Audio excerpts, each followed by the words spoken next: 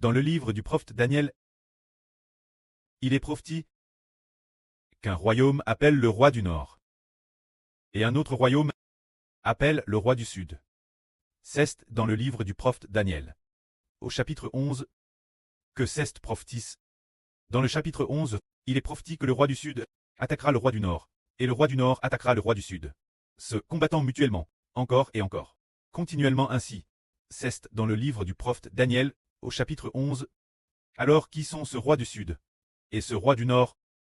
Ils signent tous la Russie. Ce qui signifie que la Russie va bien se diviser en plusieurs pays. Parmi ces pays, il y aura la Russie du Nord. Après la division, ce pays dans la plaque Nord, issu de la division de la Russie. Le pays du Nord est le pays issu de la division de la Russie du Sud. Ces deux pays auront une grave guerre civile. Une guerre terrible, c'est-à-dire que le pays du Nord attaquera le pays du Sud, et le pays du Sud attaquera le pays du Nord. Puis apparaîtra ensuite le pays appelle la bête discorne, ce pays de la bête discorne, qui désigne la Russie du Nord. Le pays du Nord attaquera et vaincra le Sud, et de plus, il attaquera aussi d'autres pays.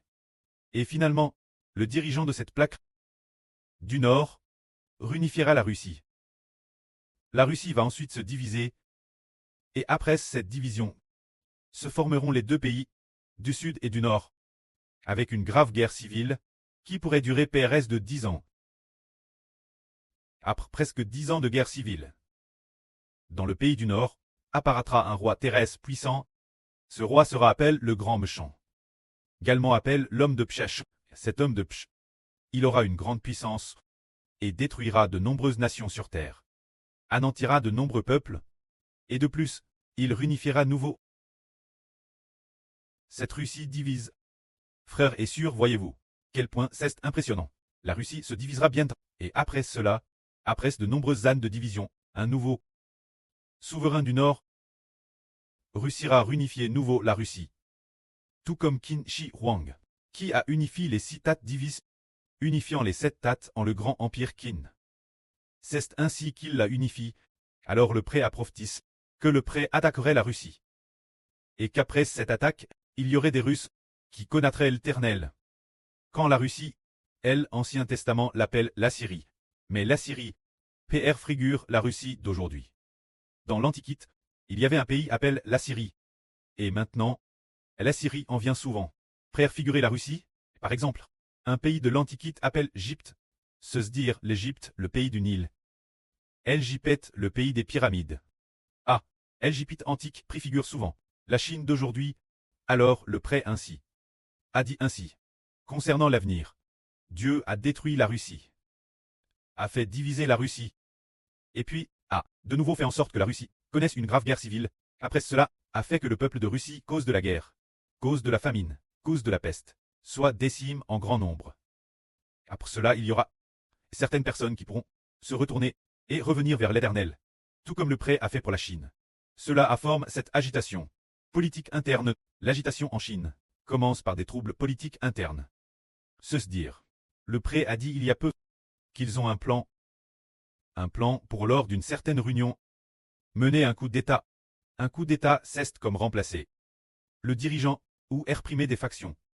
C'est peut-être pour cette raison, ainsi l'avenir que ce soit la Chine ou la Russie. Beaucoup cause de la guerre enfin, n'auront plus de dirigeants pour régner. Actuellement, la Chine a temporairement un dirigeant, et la Russie a un faux dirigeant. Il y a un faux Poutine. Bien SR, le faux Poutine n'est pas le vrai dirigeant. Le vrai dirigeant, c'est le premier ministre de la Russie. Et non pas le faux président Poutine. Mais c'est le premier ministre qui dirige réellement. Alors bientôt la Russie se divisera en plusieurs pays. Et la Chine connaîtra aussi de graves troubles internes. Ainsi, beaucoup de gens seront par Dieu travers la peste, la famine et toutes sortes de choses détruites. Après cela, beaucoup de gens connaîtront Dieu. C'est précisément pour cela que le livre du prophète Saé prophétise ainsi. En ce jour, cela signifie que Dieu attaque la Russie, faisant que la population de la Russie devienne terrestre faible, les laissant avec le roi du Sud et le roi du Nord en guerre civile pendant des années, si bien qu'ils seront presque exterminés. C'est cette poquelle qu'il y aura une route, il y aura une grande route, allant de l'Égypte, la Syrie, Les Assyriens iront en Égypte, et les Égyptiens iront en Assyrie. Et les Égyptiens avec les Assyriens adoreront ensemble l'Éternel. Ici, l'Égypte et l'Assyrie signifient que l'Égypte est la Chine, et l'Assyrie est la Russie. Pour la Chine et la Russie, il y aura des frères et sœurs correspondants, qui pourront aller prêcher l'évangile en Russie. Ainsi, les Russes iront aussi vers les frères et sœurs de Chine, pour changer sur la vrite, concernant le salut du Seigneur Jésus-Christ. Cette prédication de l'évangile par le frère Heber, pour changer des connaissances correctes, les gens iront et viendront, se parlant mutuellement des choses du salut. Après cela, il y aura des Égyptiens et des Assyriens, qui connaîtront tous l'Éternel. C'est de dire que Chinois ou Russes, tous devront connaître l'Éternel. En ce jour, Israël sera avec l'Égypte et l'Assyrie. Une bénédiction pour les nations de la terre. Ici l'Israël dont on parle, fait souvent référence l'état spirituel de notre frère Eshber. L'Égypte et l'Assyrie mentionnés ici font référence la Chine, la Russie, le royaume de notre frère Eshber. Ou bien, la Chine temporairement appelle l'Égypte, ou l'Assyrie. Les Chinois ou les Assyriens, les Chinois ou les Russes. Ils deviendront tous une bénédiction pour toutes les nations. Car, l'avenir les Chinois connaîtront le pré-clest l'Éternel. L'évangile de notre frère Eshber leur fera ainsi connaître l'Éternel. Ainsi en Chine, de TRS nombreuses personnes iront probablement prêcher l'évangile toutes les nations. Ainsi ceux qui étaient autrefois appelés sous le nom de la Chine deviendront une bénédiction pour toutes les nations. Quant aux Russes, ils croiront aussi l'évangile, et ils iront alors ailleurs pour prêcher l'évangile. Ainsi ils deviendront également une bénédiction pour toutes les nations. Cela signifie que ceux qui seront le plus en voie pour prêcher l'évangile l'avenir devraient être les Chinois et les Russes. Selon cette prophétie, de plus, en Chine, le frère Eshber appelle spirituel. Le frère Eshber d'Israël sont tous en Chine. Les frères et sœurs sont aussi en Chine. Alors nous qui parlons le mandarin de cette nation, le frère Eshber et les frères et sœurs deviendront une bénédiction pour toutes les nations. Car nous devons propager le salut du Seigneur par l'évangile du frère Eshber. De plus, les Russes aussi parce qu'ils ont connu nos frères et sœurs. Tout comme le dit la prophétie, il y aura une grande route qui mènera l'Égypte et l'Assyrie. Il y aura une grande route, ce qui signifie que la Chine et la Russie auront une grande route. Il y aura un moyen pour que nous parlions beaucoup avec eux, et ainsi ils comprendront l'évangile, comprendront le salut. Alors, ils propageront également l'évangile du frère Eshber, leur tour, ainsi que ce soit ceux qui parlent mandarin, les frères et sœurs journant temporairement en Chine, ou bien ceux qui parlent russe, journant temporairement en Russie. Ces personnes, la peau blanche, ces frères et sœurs, deviendront tous une bénédiction pour toutes les nations. Car nous croyons tous au salut du Seigneur. Et croyons aussi au frère Eshber. C'est ainsi que la Bible prophétise l'Éternel des armes les bénira. En disant, bénisse soit l'Égypte mon peuple. L'Assyrie l'œuvre de mes mains. Et Israël mon héritage. Ce qui signifie qu'ils sont tous bénis. En disant, l'Égypte mon peuple, cela signifie que sur cette terre de Chine, il y aura beaucoup d'Israélites spirituels. Vraiment beaucoup de gens. Quand l'Assyrie l'œuvre de mes mains, l'Assyrie c'est la Russie. Cela signifie que, en Assyrie également, et Dieu fera en sorte qu'ils deviennent aussi le peuple de Dieu. Et deviennent aussi des Israélites spirituels.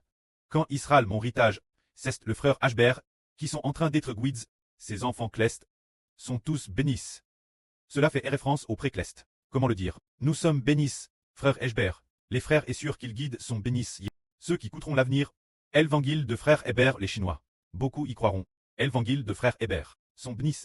Ou bien les Russes qui croient aussi l'évangile sont bénis. C'est dire que ce soit nos frères et sœurs, ou ceux qui résident temporairement en Chine. D'autres, les frères et sœurs qui connaîtront l'évangile l'avenir, ou ceux qui résident temporairement en Russie. Ces frères et sœurs, ils sont tous bénis. Pourquoi sont-ils bénis? Le pré-clest laisse d'abord la Russie entrer en guerre civile. Après la guerre civile, beaucoup de ceux qui restent sont détruits. Ceux qui restent sont bénis. Le pré laisse aussi la Chine, très bien détruite. Après avoir été détruite, il y aura toutes sortes de guerres et de famines. Toutes sortes de tribulations apparaîtront. Alors, ceux qui restent ne seront plus bénis. En disant cela, frère Eshber veut demander aux frères et sœurs, le pré-clest laisse ce pays. Oh, nous résidons temporairement. Ce pays, oh, nous journons. Avoir des troubles internes, des guerres et divise la Russie. Est-ce une bonne ou une mauvaise chose? C'est une bonne chose, parce que, après ce que le pré les a ainsi punis, Ils pourront alors se retourner. Se tourner vers l'Éternel Dieu. Croire au Seigneur Jésus de l'Évangile. Croire au frère Eshbert de l'Évangile. Tous ceux qui croient l'Évangile deviendront bénis. Le précleste attaque la Chine. Alors ceux qui restent croiront. Évangile du Seigneur Jésus. Évangile de frère Hébert. Ils seront bénis. Le prêt pour la Syrie et pour la Russie divise la Russie en plusieurs pays. Le prêt à DJ DCRT. Poutine est DJ mort il y a 2 ans. Le Poutine actuel est une doublure.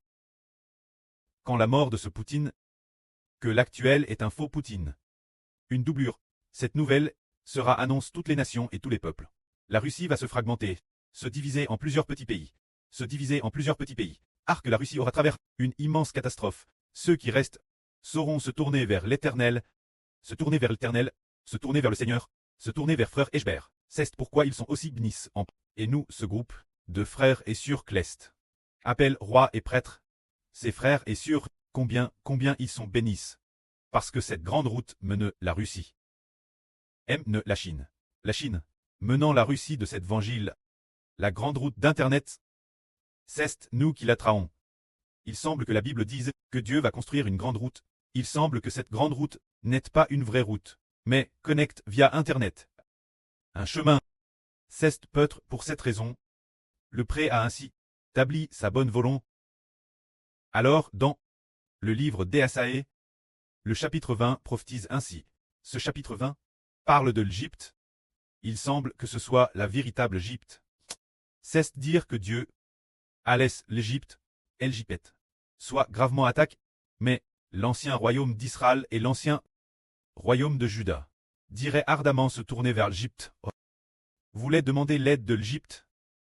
Voulait que l'Égypte devienne, que l'Égypte protège le royaume d'Israël et proche le royaume de Juda, voulait devenir de l'Égypte d'États vassaux en quelque sorte. Mais Dieu connaissait le cœur du royaume de Juda et des souverains du royaume d'Israël. Il voulait s'appuyer sur l'Égypte, s'appuyer sur le bras de l'Égypte, s'appuyer sur l'Égypte pour qu'elle soit leur bouclier.